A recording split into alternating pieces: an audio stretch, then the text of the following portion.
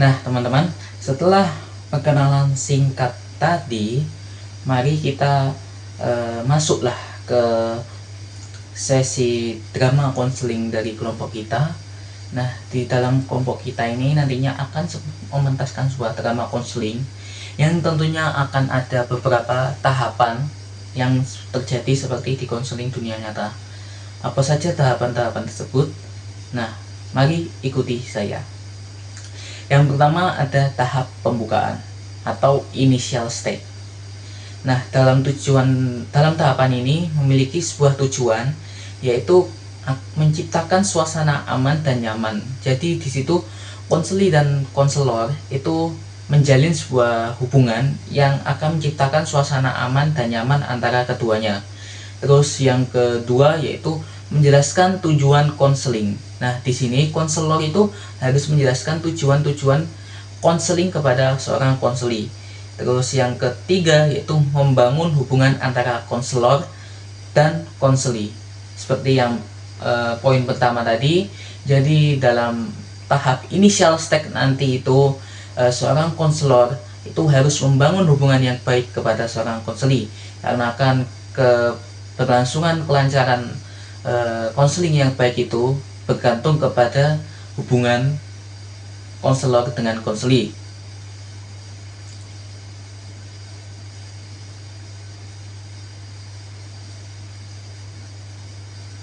Nah, setelah tahap initial stage, kita lanjut ke tahap yang kedua, yaitu tahap peralihan atau transition stage.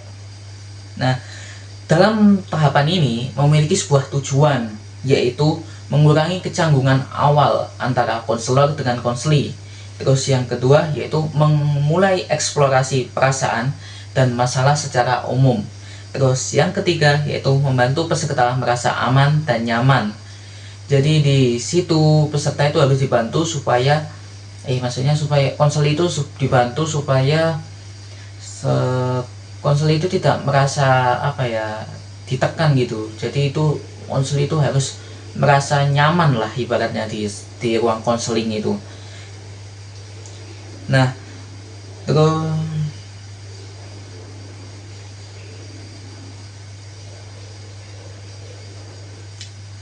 setelah dua tahapan tadi, kita mulai masuk ke tahapan yang ketiga, yaitu tahap kerja atau working stage. Nah, dalam tahapan ini itu memiliki beberapa tujuan juga. Yang pertama yaitu peserta itu harus secara aktif mengeksplorasi masalah pribadi miliknya. Jadi di sini tuh peserta itu konseli itu diharapkan mengeksplorasi perasaan pribadinya dengan seorang konselor seperti itu, supaya permasalahan yang dihadapinya itu dapat selesai. Terus yang kedua, di sini seorang konselor itu mulai melakukan sebuah teknik-teknik dalam konseling, yang dimana dalam hal ini kelompok kami itu mempraktekkan sebuah teknik, yaitu teknik RRBT. Jadi teknik RRBT di sesi konseling drama kita nanti akan digunakan secara intensif.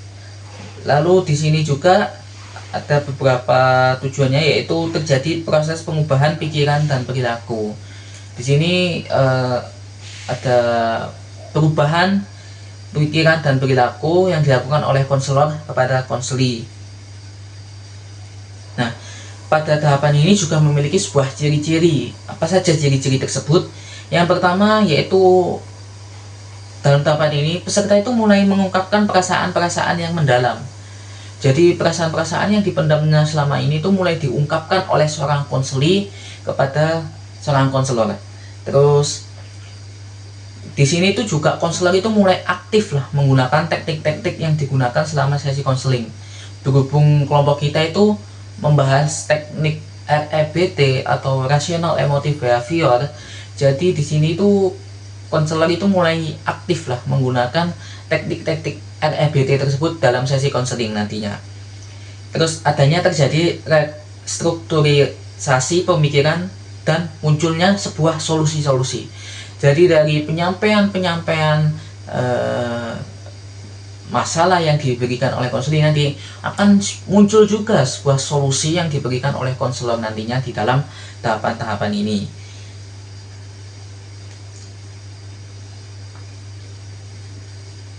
Terus yang terakhir kita masuk ke dalam tahapan penutupan atau termination stage. Nah, seperti tahapan-tahapan yang sebelumnya, di tahapan ini juga memiliki sebuah tujuan. Yang pertama yaitu merangkum hasil diskusi dan kemajuan peserta. Di sini seorang konselor itu harus merangkum hasil diskusi atau hasil konseling selama sesi konseling itu berlanjut. Jadi seorang konselor itu harus mencatat setiap detail yang dibicarakan oleh seorang konseling supaya dia itu dapat menyampaikan sebuah progress reportnya seorang peserta itu konseling itu seperti apa, seperti itu. Terus di sini dalam tahapan ini juga mendorong tindak lanjut secara mandiri. Jadi di tahapan ini seorang konselor itu juga memberi sebuah tugas atau homework kepada seorang konselor itu untuk dikerjakan secara mandiri. Dengan tujuan itu diharapkan itu konselor itu bisa mulailah menyelesaikan permasalahannya itu secara mandiri seperti itu. Lalu di tahapan ini juga seorang konselor itu mulai memberikan sebuah penguatan positif untuk langkah-langkah yang dilakukan secara selanjutnya seperti itu, seperti apa gitu.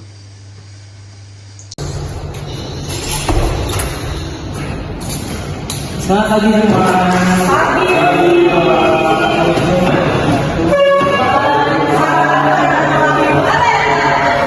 Oke, gimana kabarnya semua? Terima kasih ya sudah datang ke ini. Sebelum itu kita perkenalan dulu ya. Kita kan benar ya. Saya panggil aja Pak Anas. Saya kepala CD layanan konseling ini. Sebelum itu saya mau perkenalan dulu sama kalian. Ini dari ini dulu, Bos, silakan.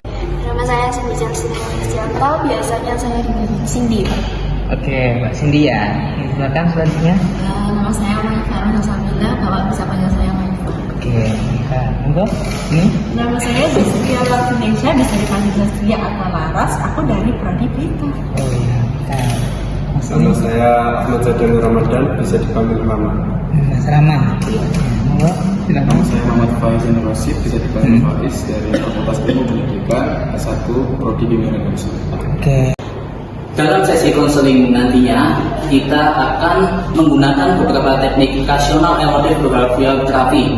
Yang pertama ada model ABC, yaitu adalah sebuah model yang digunakan untuk membantu peserta mengidentifikasi atau activation event, belief, dan consequence. Lalu kita nantinya juga akan menggunakan sebuah teknik reframing, yaitu mengubah cara pandang terhadap suatu situasi untuk melihat sisi positif atau alternatifnya, dan masih banyak lagi yang nantinya akan digunakan dalam video konseling nanti. Oke, tadi udah perkenalan ya. Tadi kan ada yang prodi bimbingan konseling ya. Ini sama nggak semuanya? Sama ya. Oke, tadi perjalanannya ke sini gimana, teman-teman? Nyampe sini macet. Kamu kehujanan? Ya, tadi kan saya dari Lamongan. Pas di pertengahan jalan itu hujan. Oke, jadi perjalanannya sangat seperti ya, ada macet, ada hujan, ada apa yang kita bisa pada Oke, sebelum itu makasih ya teman-teman udah datang ke sini. Nah, ini memang layanan konseling. Di ruangan ini kita bisa menceritakan masalah kita secara bersama-sama, itu kan konseling kelompok ya.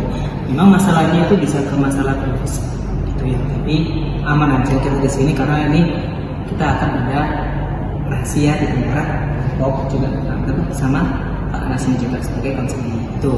Untuk itu kalian nanti bisa akan ngasih tanda tangan lembar persetujuan di sini supaya kita bisa enak-enaknya saling jaga rahasia itu ya.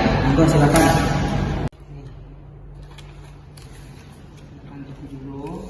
Lembar persetujuan nanti kita bisa enak ya, bisa saling jaga rahasia juga. Silakan di sini dulu teman-teman.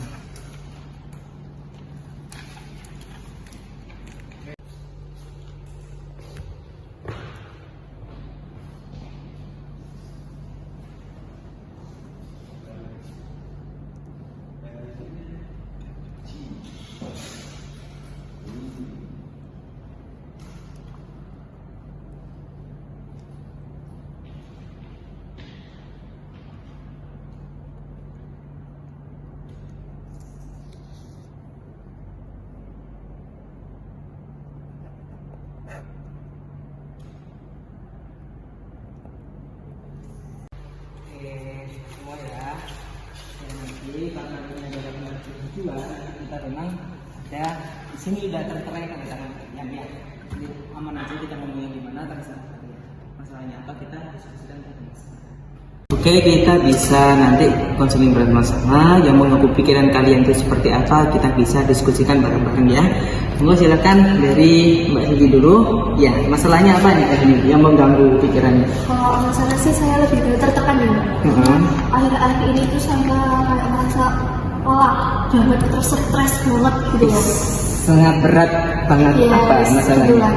Kayak saya tuh merasa teman-teman saya yang lain tuh kayak mengharapkan saya untuk bekerja dengan baik gitu. Oh, Kayak saya tuh dituntut. harus menunjukkan kinerja saya baik dari baik segi untuk kampus atau hal yang lain itu kayak menurut saya tuh saya merasa tertekan gitu loh. Terus sebagian besar juga sebenarnya bebannya itu datangnya dari saya sendiri sih. Karena saya merasa tertekan aja dengan tuntutan mereka atau dengan cara saya harus berusaha lebih baik, saya harus baik, pokoknya ini yang saya baik gitu loh. Jadi saya merasa tertekan aja sih. Oh, jadi Mbak Cindy ini masalah yang tertekan itu karena dari lingkungannya, ya, dari teman-temannya ya, menuntut, oh kamu tuh harus sempurna, harus seperti ini gitu ya. Membuat Mbak Cindy ini takut ya. Jadi nggak bisa kita itu dari diri Mbak Cindy ini nggak bisa maju gitu ya. Oke, kemudian dari ini kita membiarkan dirinya Mbak Cindy itu untuk menerima kenyataan bahwa Mbak Cindy harus bisa belajar ya, bahwa itu penting. Gitu ya. Gimana Mbak Cindy perasaannya kalau dari kasih timbal balik? Ini dari yang Bapak sampaikan saya akan mencoba mengesampingkan rasa tertekan saya dengan cuma mencoba gitu. Itu ya. kalau itu bisa sih saya resapi gitu. Ya memang harus bisa Mbak Cindy ya, kita harus bisa, kita harus yakin nantinya ya. Oke, makasih ya Mbak Cindy udah mengutarakan masalahnya, masih bisa kita analisis bersama nanti ya. Oke, Mbak Cindy makasih udah sharing ya. Selanjutnya silakan Mas Is ya. Silakan. Jadi tuh nilai ujian saya tuh kemarin tuh jelek. Jadi kayak ngecewain hati saya gitu Pak. Nah, kayak saya tuh ngerasanya tuh jadinya apa saya nggak pantas gitu ya di jurusan ini. Di kayak salah jurusan itu. Iya, ngerasanya. Oke. Jadi kalau dari masalah Mas Faiz ini coba kita pakai model edisi. Edisi ini adalah dari E-nya, ya. E itu evidence. Masalah sumber masalahnya akarnya ini dari kali nilai kejujurannya itu rendah, nilai ujian rendah. Kemudian B atau beliefnya keyakinan Mas Faiz itu beranggapan kalau Mas Faiz ini bodoh, keyakinannya seperti itu dari eksistensinya tadi, masalahnya tadi nilai ujiannya jelek. Kemudian B-nya beliefnya keyakinannya ini menjadi bodoh, nanti ada konsekuensinya menjadi Mas Faiz ini putus asa seperti itu ya. Gimana Mas Faiz pernah nggak mengalami pengalaman berhasil sebelum ada kegagalan ini? Pernah sih Pak. Waktu kemarin itu saya tuh pernah dapat nilai bagus di semester. Oke, jadi ini memang bukti objektifnya kalau Mas Faiz itu ternyata ini menjadi dari beliefnya Mas Faiz, idenya Mas Faiz. Kemarin udah dapat nilai bagus, ternyata sekarang dapat nilai jelek, jadi keyakinannya itu malah menjadi bodoh seperti itu ya. Gimana? Kalau keyakinannya Mas Faiz ini bodoh itu tidak sebetulnya benar atau gimana? Ya kalau saya ingat-ingat itu ya Pak ya. Saya tuh akhir-akhir ini kayak kurang belajar gitu. Terus ditambah juga ada beberapa masalah keluarga juga gitu. Oh, itu yang menjadi akarnya ya masalahnya. Permasalahannya. Ya jadi memang keyakinan rasional itu bisa kita bangun ya. Untuk bisa ngomong ke diri sendiri, saya mampu jika saya mempersiapkan diri dengan baik. Bagaimana? Merasa dengan keyakinan baik ini gimana rasanya? Kok bisa bikin kata-kata seperti itu? Saya tuh lebih tenang gitu ya. Soalnya kan tahu permasalahannya apa, gitu. Mungkin bisa diatasi permasalahan yang saya hadapi tadi dengan cara belajar lebih giat lagi. Namun ya rasa sendirinya itu jangan aku punya ini. Pokoknya yakinnya itu kalian kamu ganti ya keyakinannya yang bodoh, jadi kita harus bisa gitu. Jangan sampai lepas belajarnya. Terus gimana Mas Faiz? Rasanya baik ya? Iya, siap. Oke, terima kasih ya udah kasih masalahnya kita bisa analisis bareng-bareng. Silakan selanjutnya Mbak Zaskia, monggo. Saya juga merasa bersalah sebenarnya karena nilai saya itu takutnya jelek gitu kan Pak, sama juga takut mengecewakan orang tua saya karena kan orang tua saya kan apalagi kayak bayar gitu kan dan uang itu kan susah ya sekarang, jadi saya takut mengecewakan orang tua saya. Oke, sebelum itu Mbak Zaskia, ini nggak orang tuanya pernah nggak kalau nilai itu menjadi tolak ukur mereka? Gimana? Ada nggak? Sebenarnya enggak sih Pak. Untuk itu nggak ya? Enggak, cuma mereka kan bilang kalau saya lakukan seusahamu, lakukan seusahamu. Cuma kan kalau dari pikir saya kan saya juga takut mengecewakan seperti itu. Jadi yang kamu pegang itu harusnya adalah dukungan sama cinta dari orang tua. Tidak tergantung pada hasil semata sih. Ini kita udah berusaha sebaik mungkin, usahanya tidak ada kecurangan seperti itu ya. Semangat terus ya jadinya ya. Oke, selanjutnya ada dari Monika, monggo, ada yang didiskusikan. Iya, nah saya tuh takut nggak bisa bersaing sama teman-teman gitu. Oh, Teman-teman tuh kayak merasa selalu unggul gitu, jadi saya takut tidak bisa menyaingi mereka. Oh, takut kalah saing. Iya. Oke, ini memang perbandingan sosial itu seringkali Monika ya tidak adil gitu. Karena kita hanya bisa melihat hasil akhir orang lain yang tahu prosesnya. Jadi kita lihatnya nggak ada orang ini gimana sih perjalanannya seperti apa, kita nggak tahu gitu ya. Yang juga kita gunakan dari framing, kita dari sendiri kita update ya seperti apa, gitu yang manfaat yang kamu miliki, tidak terlalu terlihat dalam framing. Gimana? Saya cukup aktif di organisasi dan itu yang bikin saya merasa saya udah aktif sih, tapi saya merasa masih belum unggul gitu. Oke, jadi menjadi kekuatan ya. Tadi Mbak Eva ini ikut organisasi kampus itu jadi kekuatan ya dari soft skill ya, bisa dikembangkan di perusahaan gitu. Jadi jangan anggap nilai kamu itu menentukan segalanya. Nilai itu memang menjadi salah satu ya, cuma kalau pengalaman, relasi ya seperti itu nanti bisa malah kita itu membantu. Jadi kita banyak relasi, banyak kenalan, banyak organisasi atau pengalaman seperti itu ya. Nilai tetap harus kita pertahankan. Oke, jadi kalau memang nilai itu ya tidak sesuai apa ya, monggo silakan. Saya Pak, saya suka buat menunda belajar itu karena takut kecewa kan hasil akhir.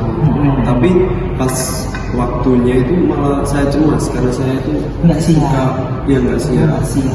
Jadi memang itu Mas Rama disebut dengan procrastination ya, karena ketakutannya Mas Rama seperti itu ya. Kita bisa atasi dengan teknik structuring behavioral disputation ya, mulai dari waktu belajar yang singkat tapi konsisten. Baik Pak. Itu belajarnya memang dikit-dikit tapi yang penting kita konsisten di waktunya itu. Baik, saya akan coba buat mulai belajar itu 30 menit per malam. Terus bikin jadwal juga. Oke, jadi itu langkah yang bagus ya. Jadi ingat terus perubahan besar dimulai dari tindakan yang kecil. Yang penting konsisten. Ya. Gue gimana perasaannya teman-teman tadi konseling sama saya? Wah, sangat lega sekali. Oke. Lega banget Bapak. Ya, selesai. Bebannya berkurang. Stres. Masalahnya tadi bisa kita omongkan bersama, kita kasih solusi gitu ya. Oke, nanti juga jangan lupa buat kasih refleksi kepada saya, dan juga saya akan kasih refleksi pada kalian. Ya, nanti ini ada jurnal refleksi, nanti kalian pas nanti pulang bisa kalian isi ya di sini. Kemudian karena ini adalah masalah rasional atau belief, keyakinan kalian, pemikiran kalian, nanti saya kasih homework ya atau pekerjaan rumah. Gimana anak ngumpulnya gimana? Kalian scan ya, kalian scan. Ini juga kalian scan 2 ya. Ini kalian scan nanti saya kasih di drive. Ya nanti di form dari saya nanti ada PDF-nya di situ. Nanti kalian upload di situ aja. Ini sebagai bentuk penilaian dari kami layanan konseling kita itu ya. Oke teman-teman, terima kasih layanan konseling kita pada pagi hari ini sudah selesai. Terima kasih sudah datang ke layanan kami. Semoga ini bisa membantu teman-teman semua. Oke, ya. Kalian dari sini aktivitasnya ngapain ya? Ada kelas. Oh, ada kelas juga. Kembali ya ke kampus ya. Iya. Oke, sebelum itu saya juga mau ada rapat sama siang lain ya. Silakan ya, monggo. Terima kasih.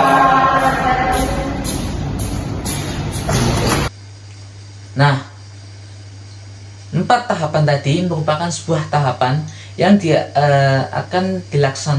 telah dilaksanakan oleh kelompok kami dalam drama konseling tadi. Jadi tahapan-tahapan tersebut itu merupakan tahapan yang biasa terjadi di sesi konseling dunia nyata. Seperti itu.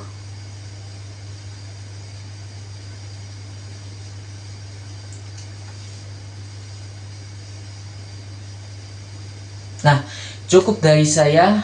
Mohon maaf bila ada salah kata ataupun perbuatan yang bisa menyinggung berbagai pihak. Saya selaku moderator dari kelompok 9 Rational Emotive Behavior Therapy izin pamit undur diri. Wassalamualaikum warahmatullahi wabarakatuh.